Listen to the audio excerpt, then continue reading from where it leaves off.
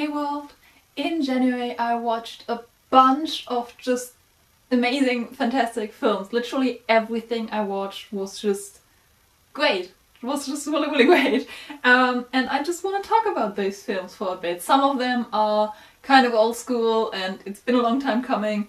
Some of them are quite new ones that you might have heard of recently. First of all, I finally saw Fight Club. I know, it's like, it's been a long time coming. I've been wanting to see this film for forever and finally managed to put it into the program of the cinema I work at so that I could watch it on the big screen like it's supposed to be seen. And I did already knew the big plot twist, so I watched it with knowing the ending basically. But it's still, like, I knew it was good, but I didn't know it was this good. I also have to say I'm a sucker for weirdness, so this film just really stuck to me in how weird it was and how random some of the things seem, but then again they all make sense in a way. And I think I might actually do a video about the mental health images in this film, because I think that the film as a whole is a wonderful allegory for mental illnesses and the way our society treats them. So if that's something you're interested in, then let me know your thoughts and maybe some questions you have about that, or some own opinions you have about this film and its mental health representation. I will have to rewatch the film for that, and I don't have the DVD yet, so we'll see how long that takes. Then I saw Hidden Figures, also something that has been hyped for quite a long time. It was so witty as well. I didn't quite expect that. I kind of expected it to be more sad and emotional and, I don't know, yeah, more morally ambiguous, if you could say it like that. But it was all those things. But on the other side it was also funny and witty and intelligent and, yeah, also just enjoyable. Of course there's a lot of problems in the film and there's a lot of things that like really brought me down, and just it is really sad to know that things like this happened and are still happening. But just the encouragement and the power was, I came out of this movie wanting to take over the world basically. And I love when we get like the real people in the ending, and we did get those. We got pictures of them and I just find that really interesting. Then I saw Spiderman Homecoming, and this one was kind of tricky for me because I'm not such a big fan of Spider-Man, and I definitely have a problem with the Spider-Man films in the sense that I just don't like the fact that we now have the third Spider-Man, like the third movie version of Spider-Man's with the two original trilogies, or the two trilogies that have come before, and now we're doing another one, while so many other amazing Marvel characters still haven't been on screen ever, and some that have been on screen like Hawkeye and Black Widow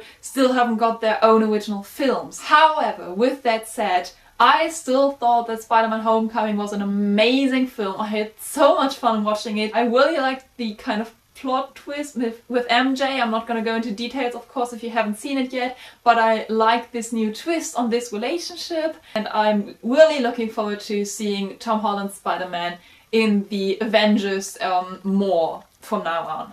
And then I saw The Greatest Showman, which it was so good. The songs are so amazing. It's just so good. It's such a wonderful film. It has so many different aspects to it. Not only like the main thing that everyone's important and everyone's special and everyone has a right to be seen and to be, yeah, wonderful, but also different aspects again of relationships and of fame and success, which I found really interesting, how the different people view success. Obviously the actors were amazing. It was really funny to see this, and then right after, I think just the next day, Spider-Man with Zendaya, and those two very different characters, but she did an amazing job in both of them. The singing was wonderful. I found it so refreshing to have a modern musical that still has those show tunes, kind of. It was also just so gorgeous in the cinematography and in the circus scenes. It honestly reminded me a lot of Vices and Virtues by Panic at the Disco, because it kind of has this circus vibe going on, and that some of the songs really match that vibe. And the last film or anime I watched was Your Name. And I think it was the first time that I saw an anime in cinema. I have seen some on the big screen before, but never like officially in a cinema. And that was a really nice experience, especially because the images in this film are just stunning. They are so beautiful. I can't even describe how beautiful they are, and I still can't comprehend that those images weren't real. That someone made that. It's just, I can't understand how someone is that talented, and it was just so extremely gorgeous. And then the story is also stunning and wonderful and sad and just so really, really emotional, but in like all the different layers of emotions. There's so much in this. I found it so interesting how the two characters managed to both be in every scene, even if they weren't on screen, if that makes sense, and how they kind of interacted without interacting. So this relationship between them was just so fascinating to see. I did also read the novel to this anime just last weekend, and I will put the link to my 48-hour readathon vlog down below, because I talk a bit about how the novel differs from the anime. It honestly broke me a bit. It broke me a bit more than a bit. I think you can all imagine that I'm the kind of person who comes out of the cinema and immediately talks about it and immediately just goes, oh my god, that was so great! Normally I'm that kind of person, but I came out of this film with people with whom I could have talked about it, and with people who know that I'm that kind of person, and just didn't say anything. I just cried, went into the bathroom, cried a bit more, cleaned myself up, came out again, just cried more. It basically didn't speak all the time, because I couldn't put my thoughts about this masterpiece into words.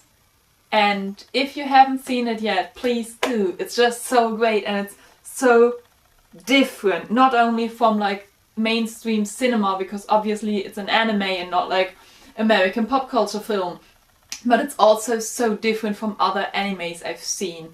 So please, please, please go and watch it. I'll put trailers to all the films I talked about in the links below. And yeah, just all of them have such amazing storylines. All of them are amazing films, and please check them out. But yeah, that was it for my January film wrap up, I guess. I hope you always have a reason to smile and some wonderful films in your life, and I shall see you soon. Bye!